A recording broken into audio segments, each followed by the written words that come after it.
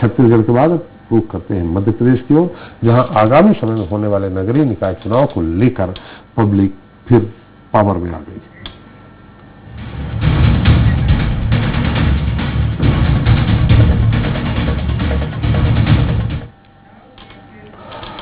तो मध्य प्रदेश में निकाय चुनाव कब होंगे यह भी तय नहीं है, लेकिन इसे लेकर दोनों प्रमुख राजनीतिक दल लगातार रणनीतियां बना रहे हैं। इस बीच सीएम शिवराज ने कमलनाथ को बड़ा झटका भी दे दिया है। दरअसल प्रदेश की वर्तमान बीजेपी सरकार ने पूर्व की कमलनाथ सरकार के निकाय चुनाव अप्रत्यक्ष प्रणाली से कराने वाले फैसले को पलट दिया है। शिवराज सरकार ने निर्णय लिया है कि महापौर और नगर निगम अध्यक्ष का चुनाव पार्षद नहीं करेंगे, बल्कि इन्हें सीधे जनता ही चुनेगी। ऐसे में सवाल यह है कि क्या इससे बीजेपी को बड़ा फायदा और कांग्रेस को नुकसान होगा, या नतीजे कुछ भी हो सकते हैं। इसके अलावा सवाल और भी उठ रहे हैं जिनका जवाब जानने की कोशिश करें। चलिए उसके पहले देख लेते हैं।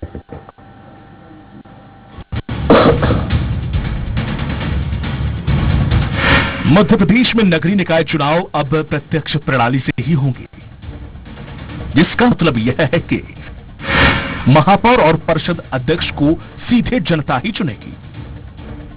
ये बड़ा फैसला मंगलवार को हुई शिवराज कैबिनेट में लिया गया।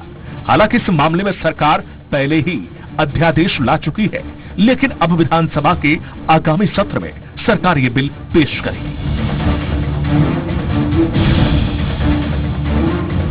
बता दें कि बीते साल कांग्रेस की कमलनाथ सरकार ने महापौर और अध्यक्ष का चुनाव अप्रत्यक्ष प्रणाली से कराने का फैसला लिया था।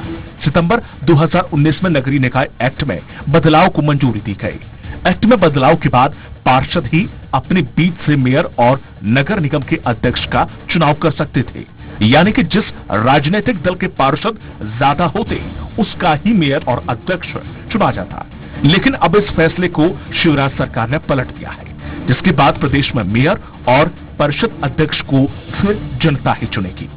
बहरहाल महापौर और परिषद अध्यक्ष का चुनाव फिर सीधे जनता के द्वारा कराए जाने से किसे नफा और किसे नुकसान होगा, ये तो नतीजे ही बताएंगे। लेकिन जो देखने वाली बात होगी वो यह है कि जनता द्वारा सीधे चुने गए महापौर और अध्यक्ष क्या तेजी से विकास कार्य करा पाएंगे, क्या वो भ्रष्टाचार पर लगाम लगाने में सफल होंगे या नहीं। Bureau report, Swaraj express. तो निकाय चुनाव में एक बार फिर कांग्रेस की अग्नि परीक्षा होगी, क्योंकि इससे पहले प्रदेश के 16 नगर निगमों में बीजेपी का कब्जा था।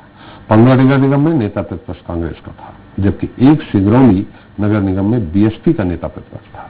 फिलहाल सभी नगरीय निकायों का कार्यकाल खत्म हो चुका है।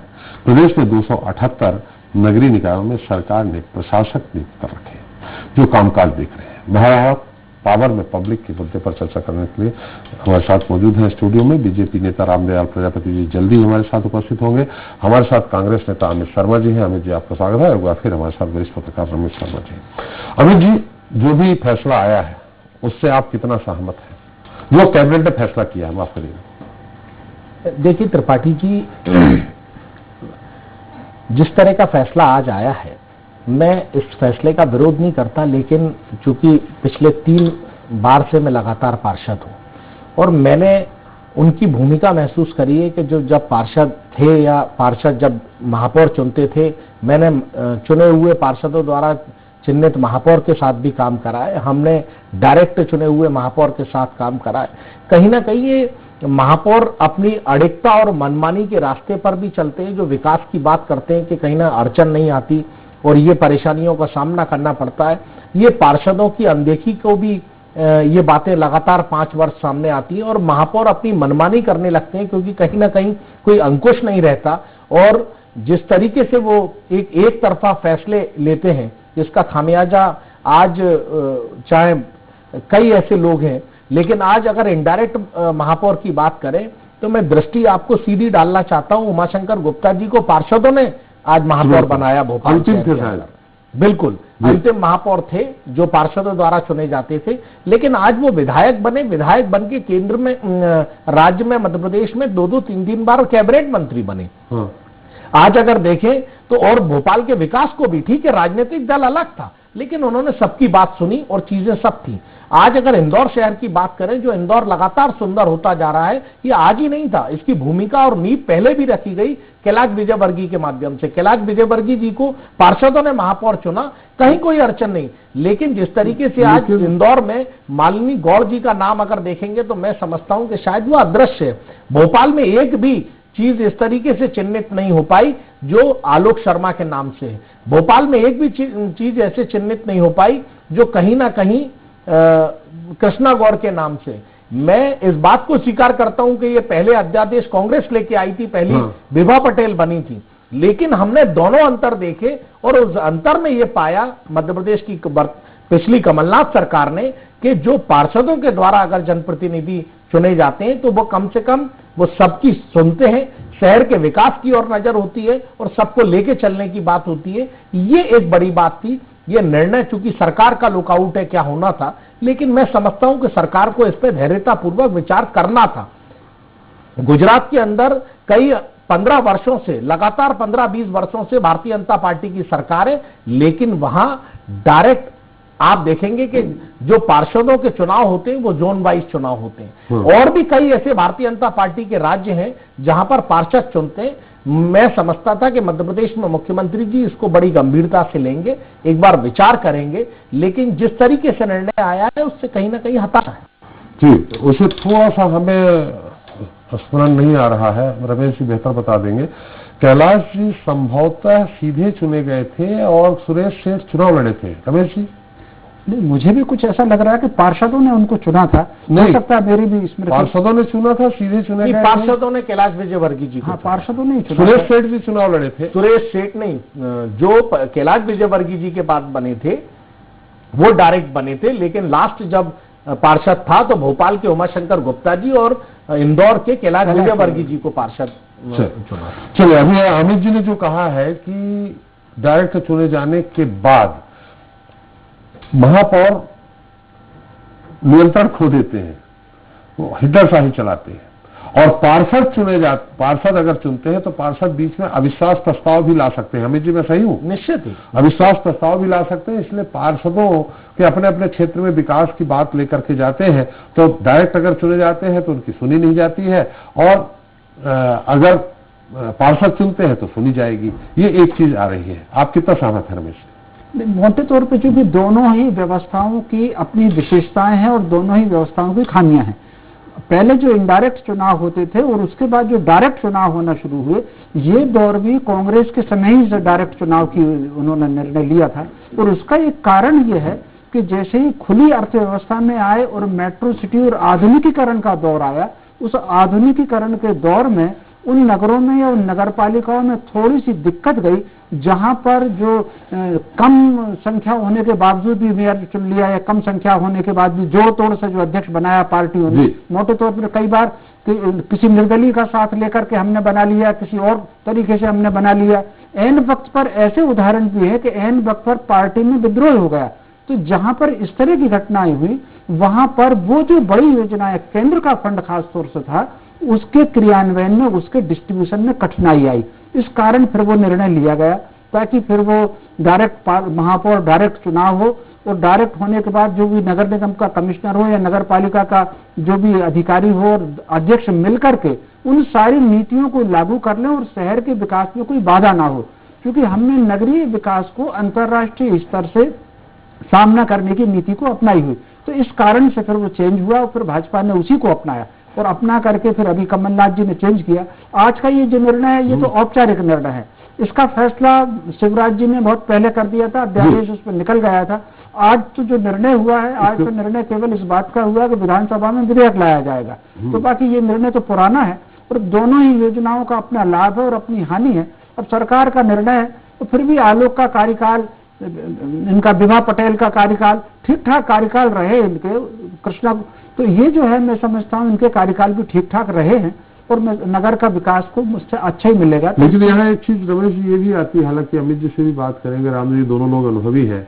एक चीज यहाँ आती है कि अगर महापौर डायरेक्ट चुन लिया जाता है और पार्षद दूसरी पार्टी के आ जाते हैं तो परिषद दूसरे की बन जाती है, तो ऐसे में फिर विकास कार्य में महापौर जो करेंगे परिषद पास नहीं करेगी। ये भी नहीं, ये ऐसे उदाहरण पिछली बार रहे हैं, मुझे नाम इस समय ध्यान नहीं आ रहा कि महापौर किसी अलग पार्टी का था और पार्षदों का बहुमत कहीं अलग था। सूद के समय, हैं? सुनील सूद हाँ, के समय। मुझे हाँ यही जो है तो अमित वो जी सही है ना? अलग रहा बिल्कुल है। सही है। सुनील सूद जी के समय सम्मानित रामदयाल प्रजापति जी अध्यक्ष थे जी, और परिषद आपके नेतृत्व में चलती थी और नगर निगम महापौर के नेतृत्व में थी सुनील तो सूद। लेकिन और कुल इसमें मिलाकर कहीं के- कोई विसंगति नहीं थी। चलिए वो आपका सामंजस्य था, ठीक है। यहाँ मुद्दा दूसरा है, विसंगति हो जाती तो आप जैसे आदमी नहीं होते तो विसंगति हो जाती। जी रमेश जी। नहीं, लेकिन विसंगति उस समय भी हुई नहीं, क्योंकि उसका कारण था कि वो जो योजनाएं जारी होती थी वो महापौर और कमिश्नर के पास फंड आता था जी। और उस आधार पर फिर वो फंड का डिस्ट्रीब्यूशन करते थे। जी। इसलिए पार्षदों को भी उस समय ये चिंता रहती थी कि महापौर से बातचीत करके उनके वार्ड में भी काम हो सके, लेकिन वो एक अच्छा तालमेल रहा। महापौर अलग पार्टी का था, पार्षदों का बहुमत अलग पार्टी का था, तालमेल अच्छा प्रदेश रहा। की बात कर रहा हूँ रमेश जी। ऐसे बहुत जगह ये बातें आ जाएंगी कि परिषद किसी का, अध्यक्ष किसी का, महापौर किसी का, और सब जगह सामंजस्य नहीं बन पाएगा। हम एक बार प्रजापति जी अभी आप थे नहीं, थोड़ा सा देरी से आए।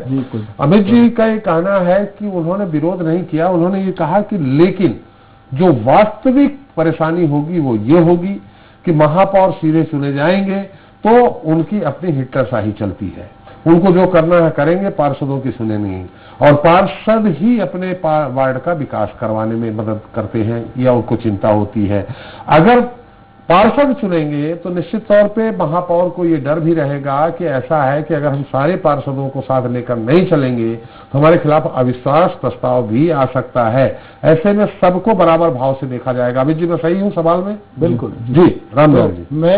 मैं आपको 84 की परिषद में ले जाना चाहता हूँ। जी, उस समय जो है यही प्रावधान था कि जो पार्षदों के माध्यम से महापौर का चुनाव होता था। ये तो वो शंकर जी भी और उस पार्षदों समय के ये माध्यम से विसंगति भी रही कि उसमें बिसरिया जी बने, फिर दीपचंद जी बने, फिर उसमें जो कार्यकाल उनका 1-1 साल का रहा, उसमें जो योजनाएं थी वो योजनाएं जो है धरी के धरी रह गई।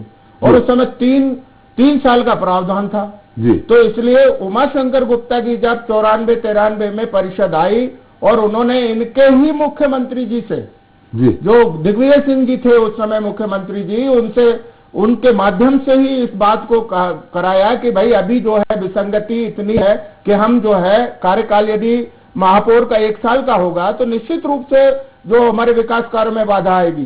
तो उस समय इसमें अमेंडमेंट हुआ, एक्ट में अमेंडमेंट हुआ और MIC सिस्टम लागू हुआ। पहले जो है उसमें विभागीय समितियों का सिस्टम लागू हुआ और फिर उमाशंकर गुप्ता जी ने जितना उनको पावर मिला MIC सिस्टम के माध्यम से उन्होंने जोन कार्यालय बनाए, उन्होंने आपके वार्ड कार्यालय बनाए और जितना डिसेंट्रलाइजेशन का जो 74वें अमेंडमेंट में जो प्रावधान थे उसको पूरी तरह से उस समय लागू किया।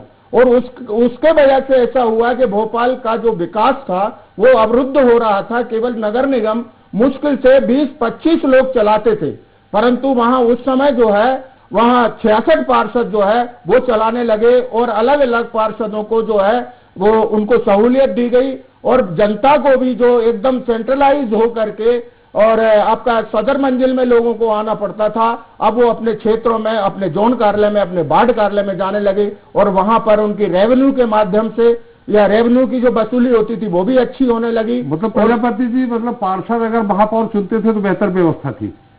नहीं, पार्षद यदि चुनते तो उस समय मैंने बताया ना आपके कि जो विसंगति आ रही थी, जो विकास का फंड्स आते थे वो एक महापौर यदि कोई निर्णय लेता था तो दूसरा उसको चेंज कर देता था। ये मैंने आपको 83-84 की परिषद का मैंने आपके उदाहरण अभी की बात कर रहा हूँ कि जो कल कैबिनेट में डिसीजन ये हुआ है, जो कमलनाथ जी ने विधेयक लाया जाएगा सदन में कि अब सीधे महापौर जनता चुनेगी, वो बेहतर व्यवस्था है या पार्षद जो महापौर चुनते थे वो बेहतर व्यवस्था? वो सीधी जनता से यदि जो व्यवस्था थी जी, और जनता के माध्यम से जो महापौर का चुनाव होता था, फिर MIC का गठन होता था, परिषद, ये बात हो सकती है कि कई जगह पर यह भी हुआ है कि कई दूसरे दल की परिषद थी, जैसे मेरा खुद का उदाहरण है जी, परंतु इसके बाद भी जो परिषद में यदि कोई विषय आते थे तो निश्चित रूप से विकास के नाम पर दोनों दल जो है और दोनों पार्टी के लोग जो है वो विकास कार्य के लिए प्रतिबद्ध थे। अपने क्षेत्र में अपनी जनता से वादा करके आए थे, उनको करने का वो पूरा के पूरा प्रयास करते थे। मुद्दा यहाँ आप प्रजापति समझ नहीं पाए, मुद्दा यहाँ है अमित जी कह रहे हैं, कांग्रेस कह रही है कि पार्षद के चुने जाने से महापौर निरंकुश नहीं होता है, विकास कार्य ज्यादा बेहतर होते हैं। आप किस तरफ सहमत है? सीधे पार्षद चुने या सीधे चुनाव हो? सीधे चुनाव होना चाहिए, और सीधे चुनाव होने से जो एमआईसी सिस्टम है, मैं फिर आपको वही बात कह रहा हूं कि एमआईसी सिस्टम अपने आप में बहुत एब्सोल्यूट सिस्टम है, और उसमें जो है सभी पार्षदों की बातें भी सुनी जाती हैं, और पार्षद यदि मान लो एमआईसी में कोई चीज नहीं हो पाती है तो उसका जो है परिषद में पार्षद अपनी बात रख के परिषद में उसको वो करा सकते हैं। परंतु महापौर बार बार बदलने से जो है महापौर बदलने से पूरा विकास कार्य अवरुद्ध होता है। मैं फिर वही कह रहा हूं कि जो पिछली कमलनाथ सरकार जी ने जो किया था वो मैं समझता हूं कि वास्तव में वो केवल बीजेपी ने किया था, इस वजह से उन्होंने इस बात को जो है वो कर दिया। और भोपाल में बल्कि उन्होंने तो ये भी कहा कि भोपाल को जितना डिसेंट्रलाइज करना चाहिए वो विकास की दृष्टि से, परंतु उन्होंने तो भोपाल के भाग ही बांट दिए, अलग अलग ही कर दिए, भोपाल को टुकड़ों में बांटने का प्रयास किया गया। डिसेंट्रलाइज ही तो कर रहे थे, ये तो पाकिस्तान जैसा हो गया था। डिसेंट्रलाइज ही तो कर रहे थे। नहीं, डिसेंट्रलाइज किस बात में? विकास कार्यों को डिसेंट्रलाइज करना, पार्षदों को अपने उनके अधिकारों को देना। अब पार्षद मान लो अलग अलग महापौर के पास जाएगा, अलग अलग वो करेगा, तो उससे विकास वैसे भी अवरुद्ध होगा, सैंक्शन की परेशानी होगी। चलिए रामदयाल जी, एक मिनट, अमित जी कुछ कहना चाह रहे हैं। अमित जी देखिए, बहुत रामदयाल प्रजापति जी नगर निगम के पूर्व अध्यक्ष रहे, बड़े वरिष्ठ नेता हैं, लेकिन मुझे उनकी बात समझ में नहीं आ रही। बड़ी स्पष्ट बात यह है कि एक तरफ वो डिसेंट्रलाइज की बात करते हैं, फिर दूसरी तरफ वो पावर के डेलीगेट की अलग अलग सेंट्रलाइज करने की बात करते हैं। तो खंडित और पाकिस्तान और हिंदुस्तान की जो बात अभी उन्होंने करी, तो मैं याद दिलाना चाहता हूं, ये पाकिस्तान हिंदुस्तान की जो आप भाषा का प्रयोग कर रहे हैं, ये किसी और ने नहीं, श्रद्धेय आज हमारे बीच नहीं है। आप और मध्य प्रदेश के और देश के पूर्व मुख्यमंत्री आदरणीय बाबूलाल गौर साहब ने भोपाल का एक था, लेकिन नगर पालिका बना दी राजनीतिक विखंडों को करने के लिए। मैं ये कहना चाहता हूं, दूसरा सब्जेक्ट, जिस तरीके से रामदयाल प्रजापति जी ने कहा कि एमआईसी को पावर, में याद दिलाना चाहता हूं कि एमआईसी में आवाज उठाई जा सकती है, लेकिन जिस का महापौर होता है एमआईसी उसकी बनती है। और क्योंकि वो महापौर का पावर का कार्य क्षेत्र है, अगर भले ही किसी भी विपक्षी पार्टी के अगर कितने भी पार्षद चुन के आएंगे, लेकिन एमआईसी उसकी बनेगी जो महापौर चाहेगा। तो निश्चित तौर पे जिस दल का महापौर होता है, अब भी तो थे जिस दल का, लेकिन सुनील सूद थे, निश्चित तौर पे उसमें भारतीय जनता पार्टी के एमआईसी मेंबर थोड़ी थे, लेकिन कांग्रेस के ही थे। अगर चुनाव कराना है, त्रिपाठी जी, मैं आपके चैनल के माध्यम से कहना चाहता हूं, बहुत सारी विसंगतियां ठीक हैं। नगर पालिक निगम 1956 अधिनियम एक्ट के अनुसार जिस तरीके से पावर बढ़ाए दिए गए और बढ़ाकर महापौर को दिए गए, सेंट्रलाइज करने की कोशिश की गई, या तो हम एक तरफ सेंट्रलाइज करने का विरोध करें या हम डिसेंट्रलाइज करने का विरोध करें, पावर को डेलीगेट करने का विरोध पक्ष रखें, लेकिन हम इसमें सेंट्रलाइज कर महापौर को हठधर्मिता की तरफ, एक विकास के नाम पर एक तरफा, पहले बजट बनता था त्रिपाठी जी, आप साथी हठधर्मी थे क्या? नहीं तो क्या उमाशंकर गुप्ता जी गलत थे जो पार्षदों के द्वारा चुने गए? अभी अगर मैं ये सीधा कहना चाहता हूं कि पहले बजट बनाया करते थे तो बजट हर पार्षद से प्रस्ताव लिया करते थे। मैंने आलोक शर्मा जी के साथ काम करा, मैंने सुनील सूद जी के साथ काम करा, लेकिन जब अब बजट बनने लगा जब बजट बनने लगा तो महापौर अपने चंद अधिकारियों से बैठ के और चंद जिनकी मर्जी है प्रस्ताव को जोड़ा जाए या नहीं जोड़ा जाए, आप परिषद में आवाज उठा सकते हो, लेकिन नैतिक मूल्यों के आधार पर निर्णय महापौर का ही होता है। ये उसमें बात होती है। अगर इस तरह की मंशा अगर सामने लानी थी, क्योंकि कमलनाथ सरकार ने इसलिए परिवर्तन करा, क्योंकि मैं आपको याद दिलाऊं, ये बीजेपी ने करा था, ये दिग्विजय सिंह सरकार ने करा था, डायरेक्ट चुनाव हम ही लेके आए थे प्रजापति जी, जो पहली महापौर विभा पटेल बनी थी। और उसके बाद जब बदलाव की ये प्रक्रिया हुई कि जो निर्णय ले लिया वो सही है, ये इसकी हठधर्मिता नहीं है, लेकिन जनता की आवाज कहीं ना कहीं नीचे चुने पार्षदों की जनप्रतिनिधि की आवाज, ये भोपाल की महापौर, आज अगर वर्तमान स्थिति की पिछली बात करें तो महापौर थे आलोक शर्मा जी के भारतीय जनता पार्टी की दल की वार्ड नंबर 66 की पार्षद विपर के रो रही थी कि मेरी आवाज कोई नहीं सुन रहा, मेरी बात कोई नहीं सुन रहा। आपकी आवाज तो बहुत सुनी आलोक शर्मा जी ने, अरे बहुत सुनी, आपको टिकट भी खूब दिया। देखिए वो तो आवाज इसलिए सुननी पड़ेगी क्योंकि तथ्यों और आधारों पर अगर कोई बात करेगा तो उसकी आवाज दबेगी नहीं। में तो यही होता है, तो यही था। तो उनके पास क्या तथ्य नहीं थे क्या जो रो रही थी? कहीं ना कहीं पीड़ा थी। मेरा मानना है अगर महापौर का डायरेक्ट इलेक्शन कराना है तो फिर कभी महापौर बन जाता है तो उससे ज्यादा शक्ति परिषद में अध्यक्ष को होती है। तो वहां पर कई बार मध्य प्रदेश में ऐसी है कि परिषद किसी और की है, महापौर किसी और का है, वहां भी काम नहीं हो पाता, वहां भी राजनीतिक अखाड़े में पूरा का पूरा विकास कार्य चला जाता है। ऐसे तो अध्यक्ष का उदाहरण नहीं है। मैं कह रहा हूं अगर महापौर का डायरेक्ट अगर चुनाव कराना है त्रिपाठी जी, मेरी ये मांगे फिर अध्यक्ष का भी डायरेक्ट कराइए। जी बताइए प्रजापति। जिससे कम से कम विकास के नाम पर बात करें, अगर हम रोला ना लगे। ये तो एक की और प्रावधानों की बात है कि किसका इलेक्शन कराना चाहिए, परंतु चूंकि सारी सत्ता जो नगरीय निकायों की या नगर निगम की जो रहती है वो महापौर के उसमें रहती है, और महापौर एक प्रोटोकॉल की दृष्टि से प्रथम रामदयाल जी उनका कहना है कि एक बार महापौर चुन गया 5 साल तक अगर वो विकास कार्यों की तरफ ध्यान नहीं दे रहा है तो निश्चित तौर पर हठधर्मिता 5 साल चलेगी, 5 साल आपको इंतजार करना पड़ेगा। बिल्कुल, मैं त्रिपाठी जी मैं बिल्कुल इस बात से सहमत नहीं हूं कि वो किसी तरह के हठधर्मी हो सकती है, क्योंकि परिषद भी है। वो परिषद के साथ साथ जो है उसमें MIC के जो सदस्य बनते हैं वो जरूरी नहीं है कि महापौर जो है वो उनको उसके माध्यम से करे। वो भी 10 सदस्य होते हैं लगभग, और 10 सदस्य जो है अपनी बात MIC में रखते हैं, और MIC के खिलाफ महापौर तो इंडिपेंडेंट कोई पावर नहीं होता। यदि ये कहना है कि महापौर को पावर होते हैं तो इंडिपेंडेंट पावर कोई नहीं होता। आप MIC के नियम देख लीजिए, MIC का ही सारे का सारा जो जितना भी है वो MIC में आते हैं, जितने भी प्रस्ताव बोल रहे हैं कि अध्यक्ष का भी सीधे चुनाव हो, क्या दिक्कत? अध्यक्ष के चुनाव में भी मेरा ऐसा मानना है कि पार्षदों के माध्यम से, यदि आप इस बात को कहते हैं कि पार्षदों की इन्वॉल्वमेंट हो तो अध्यक्ष का चुनाव पार्षद करते हैं, तो इसमें क्या बुराई है? अरे यही तो अगर वो बात क्या बुराई है? इसी बात को तो त्रिपाठी जी अब प्रजापति जी उसको लाइन को भ्रमित कर रहे हैं। भ्रमित नहीं कर रहा हूं, कह रहा हूं अगर आप अध्यक्ष एक जो है जिसके पास एक पदाधिकारी नगर पालिक निगम एक निगम का अधिनियम में जिसके पास निगम का पदाधिकारी अगर अध्यक्ष को ज्यादा पावर है और एक जनता के आधार पर चुना जाए तो इसमें क्या बुराई? स्वागत है, स्वागत है। यही नियम तो जो है वो हमारी भाजपा की सरकार ने किया, यही तो नियम करा। अगर आपके इस फैसले का स्वागत कराना है तो मैं इसकी सहमति देता हूं, मैं स्वागत करता हूं, लेकिन आप इसका समर्थन करिए। फिर राजनीतिक में जो अड़चनों में विकास कार्य होता है, जो कहीं ना कहीं अध्यक्ष अपनी कुर्सी का भी गलत उपयोग करते हैं, अपनी शक्तियों का भी गलत उपयोग करते हैं, तो फिर अध्यक्ष का चुनाव भी डायरेक्ट क्यों नहीं हो? नहीं क्यों, इसलिए मैंने जो जैसा आप कह रहे हो ना उस हिसाब से तो महापौर जनता का हो गया, जनता से चुना जाएगा, और जो अध्यक्ष है क्योंकि हाउस चलाना होता है, हाउस चलाने के लिए पार्षदों के माध्यम से यदि अध्यक्ष बनता है तो क्या बुराई है? त्रिपाठी जी जब पार्षद जो है, पार्षद कौन चुनता है? जनता ही चुनती है ना।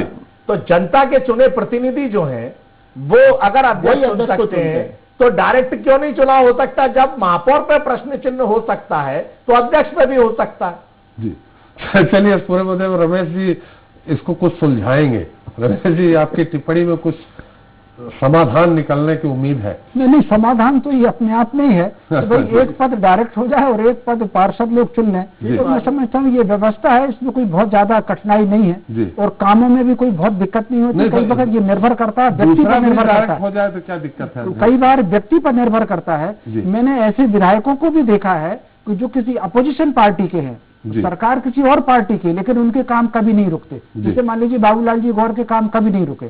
ठीक उसी प्रकार नगर निगम में भी अगर देखा है, महापौर किसी और पार्टी का हो और पार्षद किसी और पार्टी का हो, अमित शर्मा जी के काम भी कभी नहीं रुके। तो बिल्कुल व्यक्ति पर निर्भर करता है।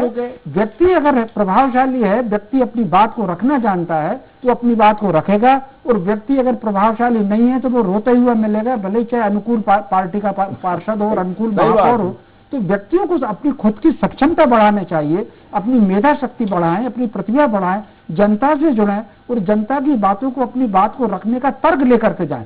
तो जी। तर्क के साथ बात रखी जाएगी तो मैं समझता हूँ एक जना जनता का प्रतिनिधि हो गया और एक डायरेक्ट चुनाव हो गया, ये व्यवस्था ठीक रहेगी और दोनों को इसमें संतुष्ट होना चाहिए। और डिसेंट्रलाइजेशन की बात हो रही है जैसे, तो अगर कमलनाथ सरकार भोपाल को 2 क्षेत्रों में बांट रहे थे, दिल्ली बंबई वाली व्यवस्था कर रहे थे, उसमें क्या बुराई थी? देखिए मेरी दृष्टि में उसमें भी कोई बुराई नहीं थी, लेकिन उसमें थोड़ा सा एक बड़ी खामी थी। मोटे तौर पर खास तौर से एक एरिया कुछ ऐसा आ रहा था जिस एरिया के बारे में ये माना जाता था वहां पर बड़ी संख्या में वो लोग थे, जब क्रिकेट में पाकिस्तान जीतता था तो मिठाइयां बांटते थे। तो कहीं ऐसा ना हो कि वो इलाका खास तौर से, जैसे मान लीजिए दिल्ली का शाहीन बाग जैसा इलाका हो गया, तो कहीं ऐसा ना हो कि उसमें 1-2 जो बाढ़ थे खास तौर से, वो बाढ़ कहीं अलग तरीके से ना चले जाएं, वो बिल्कुल कश्मीर घाटी जैसा ना हो जाए, इस तरीके से फिर वो दृष्टि से वो ठीक नहीं था। अमित जी संक्षेप में समय समाप्त। त्रिपाठी जी, इसका मतलब बाबूलाल गौर साहब ने गलती करी। जो हिंदुओं का पूरा इलाका था कोलार, जिसको अलग कर दिया भोपाल शहर से, इसका मतलब उसको पाकिस्तान मान लिया गया था। नहीं, ऐसा नहीं है जी। वो उस समय भी ये स्थिति थी कि उस समय कोलार नया नया बस रहा था और वहां जो जनप्रतिनिधि थे वो ठीक से वहां बड़ी विसंगति पैदा हो रही थी, तो उन्होंने इस बात को कहा कि अभी ये नया बना है, इसलिए यहाँ टोकन कोई भी यदि यहाँ इनके हाथ में वो दे दी जाए कि यहीं के लोग जो है उसको विकास करें, तो वो एक तरह से एक प्रयोग था, परंतु उस प्रयोग वो सफल ना हो करके और बाद में उसको फिर मर्ज कर लिया इसमें, वो भी बीजेपी गवर्नमेंट ने किया है। इसीलिए कमलनाथ भी एक प्रयोग कर रहे थे।